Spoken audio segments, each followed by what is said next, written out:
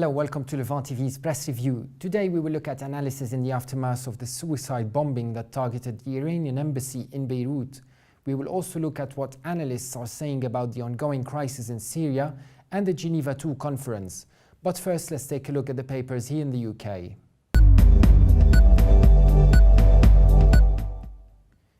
Starting with the Independent's front page, which leads with a look at Britain's next dead time bomb after a study by the Centre for Social Justice reveals that the increasing cost of living forces more people into crippling debt that they will be unable to repay. The study reveals that 3.9 million families lack savings to cover more than 1 month's rent or mortgage. Its lead picture is from an exhibition celebrating the life and wardrobe of the late British patron of fashion and art Isabella Blow, which goes on display at Somerset House today.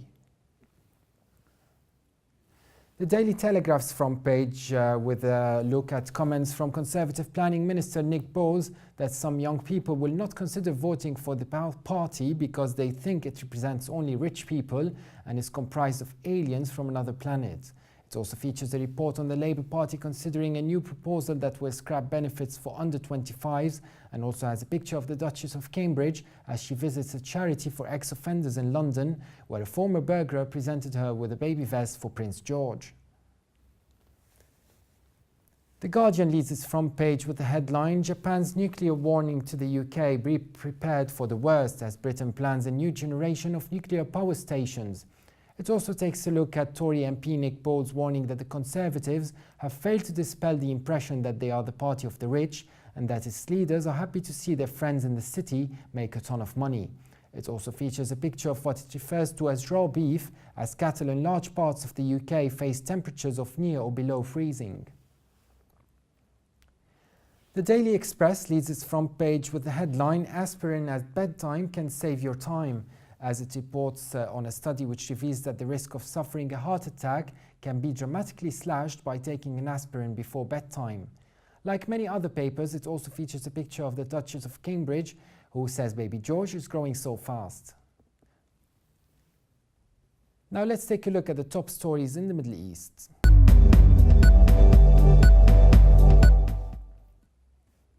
Two suicide bombers, one on a motorcycle and the other in a car, targeted the Iranian embassy in Beirut yesterday, killing at least 25 people and wounding more than 150. Let's take a look at what analysts are saying. In an article headlined Iran embassy bombing repeat of Iraqi model in Lebanon, Al Monitor says that Al-Qaeda has established not only tactical but also ideological cells in Lebanon. Al Monitor writes the worst expectations that prevailed in Lebanon's security and political spheres during the last few weeks about the possibility of Lebanon following the Iraqi model actually came true. The paper says the accumulation of intelligence by Lebanese authorities in the last few days all pointed such a probability. Most worrisome was information that Al-Qaeda was preparing to launch terrorist attacks against Ashura rallies organized by Shiites in Lebanon in a manner that would spread into Lebanon the ongoing violent Shiite-Sunni Iraqi conflict. It says the most dangerous aspect was the targeting of the Iranian embassy, adding that this reflects a further souring of political relations between Tehran and Riyadh.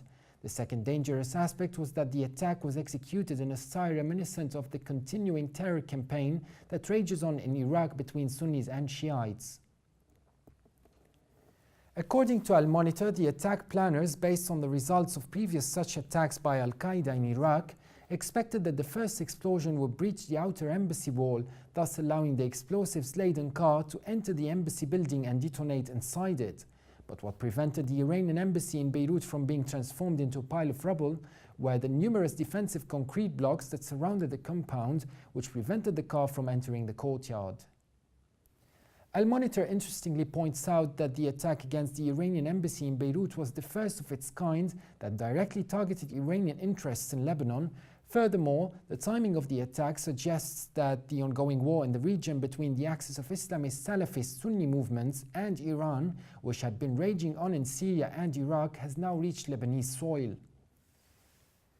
Al Monitor adds that to many observers in Lebanon, the occurrence of the attack in Lebanon was not a surprise, considering the fact that they had anticipated the battle for Kalamoun to be accompanied by Salafist bombings targeting Hezbollah in Lebanon. It reveals that from the point of view of a security source who spoke to Al Monitor, the dangerously distinguishing factor in this attack when compared to previous bombings was that this time it was carried out by suicide bombers. The source also adds that security services tend to suspect that official intelligence services are responsible when a remotely detonated bomb was used, such as the ones that exploded in the southern suburb of Tripoli, the northern suburb of Tripoli during the last few months, but suicide attacks bear the clear hallmark of Al-Qaeda. It concludes the prevailing concern in Lebanon after the Iranian embassy bombing is that Lebanon may have entered the first stage of being Iraqized, and the most pressing question right now is where will the next explosion occur? In other words, what this the beginning of tit-for-tat bombings between Lebanon's Shiites and Sunnis in a manner similar to what has been going on for years in Iraq and reaping the lives of tens of thousands of people.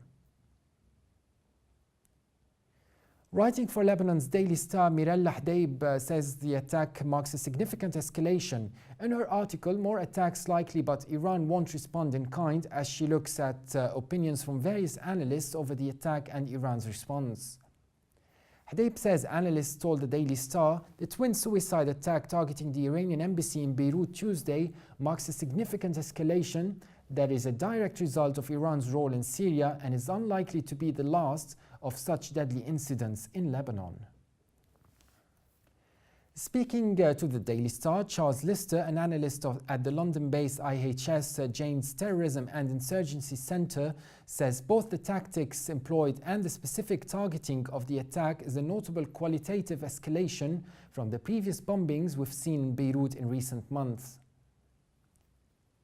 Hdeib says that Lister and other analysts all agree that the latest bombings are yet another indication that the region, and Lebanon in particular, is being drawn further into the Syrian war.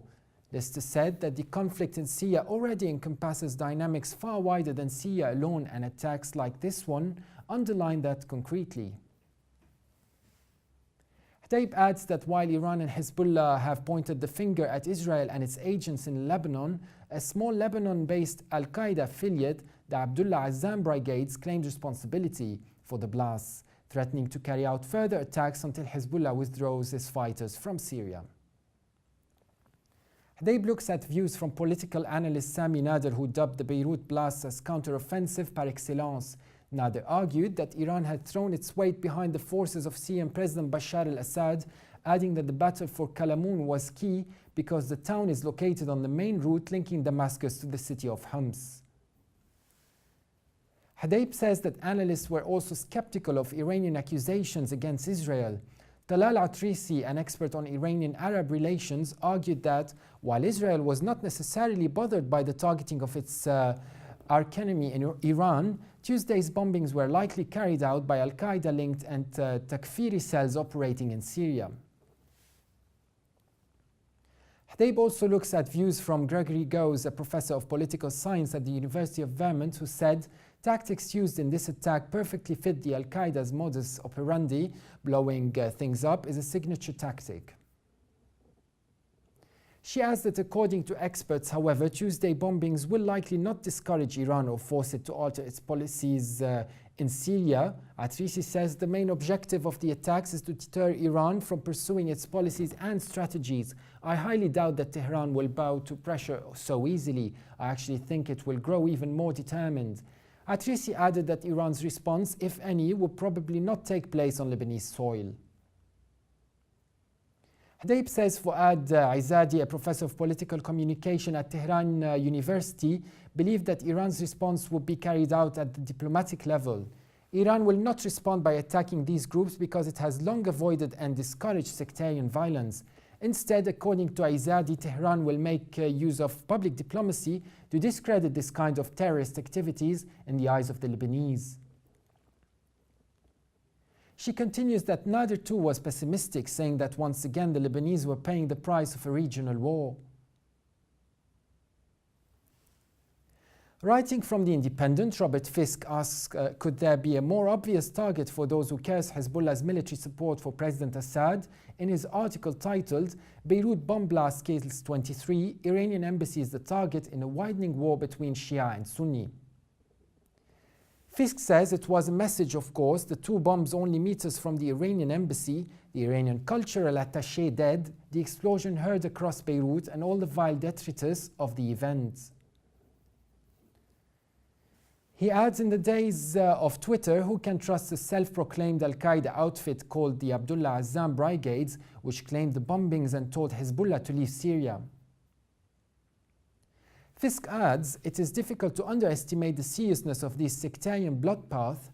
In the city of Tripoli, Sunnis have been blaming the Shia Hezbollah and the Syrian Alawites for bombs that killed 47 worshippers at 2 mosques in the city.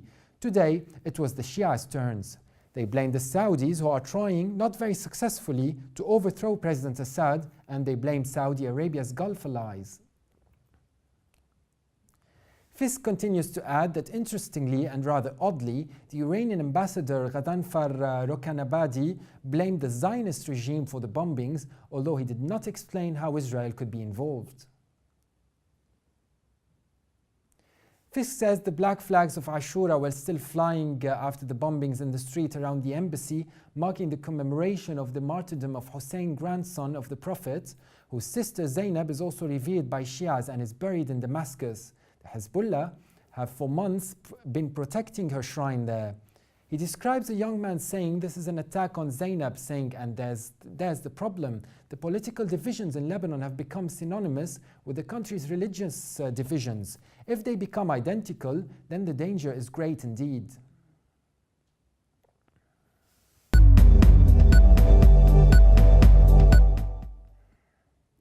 As clashes continue to develop, let's continue our coverage of the latest analysis on the Syrian conflict and the Geneva II conference.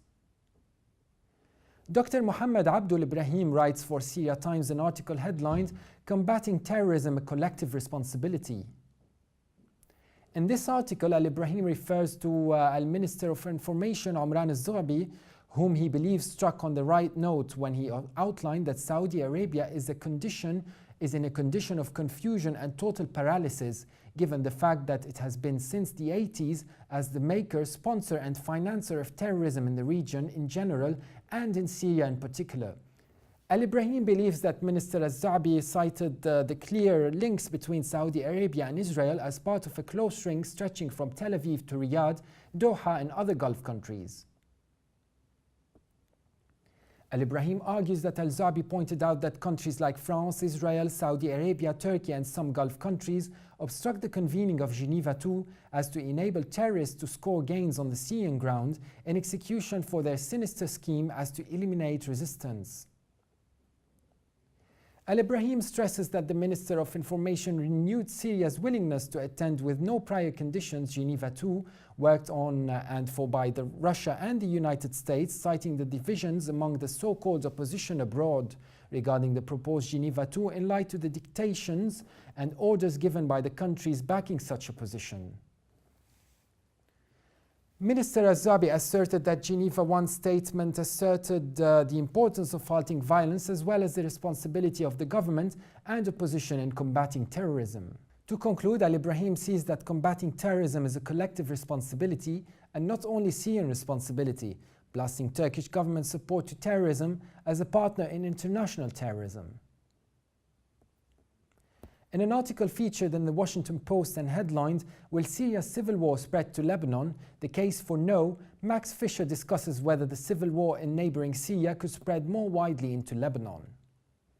According to Fisher, there are good reasons to worry. Lebanon has seen several eruptions of violence, thought by many to be spillover from Syria. The two countries share similar sectarian divisions and are deeply interlinked. Fisher cites Thanasis Kambanis, a Beirut-based journalist who wrote a book on Hezbollah, in which he points out that the major players in Lebanon are still have a vested interest in preserving stability and the status quo there. According to Thanasis, the major actors with organizations in Lebanon benefit from truce in Lebanon.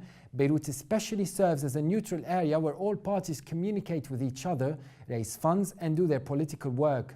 Thanasis sees another reason for hope in Iran's immediate reaction to the bombing, which was to blame Israel. Anything is possible, claims Fisher, but right now it seems most probable that the bombing was carried out by Sunni groups who are actively fighting Iran in Syria and have the clearest immediate interest in degrading Tehran's reach there. Fisher points out that Tanasis suspects that Iran knows all this, blaming Israel as a calming gesture, even if Hezbollah and Iran suspect a local or Syrian Sunni network. It deflates tension to pin the attack on Israel. And to conclude, Fisher quotes Tanasis, who suspects that Lebanon may be able to resist falling into outright conflict. It's just not into anybody's interest to see another Lebanese civil war. Al-Monitor features an article by Haytham Muzahim entitled Syrian Government and Opposition Jockey Head of Geneva II. The article outlines the ongoing debate around participation in Geneva II and features a Skype interview with SNC member Saleh Mubarak. Russia's Deputy Foreign Minister Mikhail Bogdanov visited Istanbul November 13 to meet with the SNC leadership. Mubarak clarified that SNC head Ahmed Jarba did not attend the meeting, which aimed to assess the opposition's position after it decided to participate in Geneva II. He reiterated the coalition's position to attend the conference provided that President Assad has no part in the future of Syria. The article also mentioned Saudi daily Al Hayat, which featured a quote regarding the Russian Deputy Foreign Minister informing the Syrian National Coalition leaders about Moscow's position on the role of Assad in the transitional phase. He stated, "This matter is to be decided upon by the Syrians themselves in the Geneva II negotiations." The opposition delegation also claimed to notice a Russian flexibility that did not exist previously. Mubarak added in his Skype interview, "Russia's diplomacy is very strange and often gives contradictory messages. Anything is possible, but Moscow's strong support for President Assad is aimed at having the strongest cards possible at the table in Geneva," he added. Russian Foreign Minister Sergei Lavrov described the Syrian opposition's demand of Assad's departure as a condition for participating in Geneva II as unrealistic. Meanwhile, Mubarak added that Russia and Iran could offer Assad a safe exit, adding, "This is if there is an international consensus to pull the rug out from under Assad's feet. But the dispute is over the transitional phase and who will govern." The article also featured a telephone interview with Syrian parliamentarian Sharif Shahadi, who said the Syrian opposition to this moment does not want to succeed. The statements the opposition has made recently are directed in a negative manner towards disrupting the conference. The Kurdish issue was also mentioned, with dissident Bassem al-Qadi saying that he does not believe that the Kurds' declaration of autonomous administration means the formation of self-rule. He said the reality is that the talk of forming an autonomous administration differs greatly from self-rule. "I do not think that the Kurds are inclined to succeed or declare independence from Syria. But in any case, the Kurdish issue is something that should have been seriously discussed a long time ago. It is one of the criteria for the formation of a democratic Syria in the future."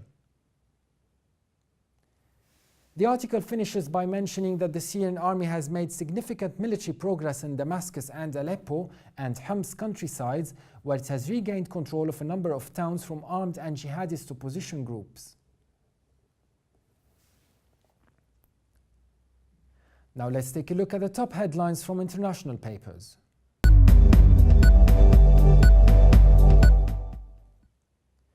The Moscow Times leads its front page with the headline, 12 Greenpeace activists granted bail.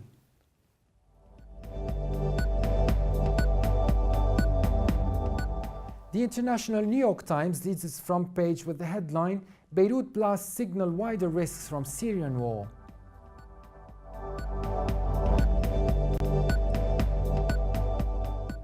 And the UAE's Gulf News leads with the headline, Diplomat among 23 killed as bombers target Iran embassy.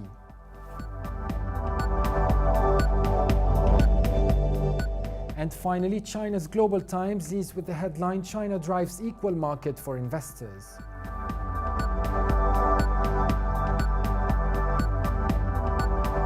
That was all for today. We will follow up on current stories tomorrow. Bye now.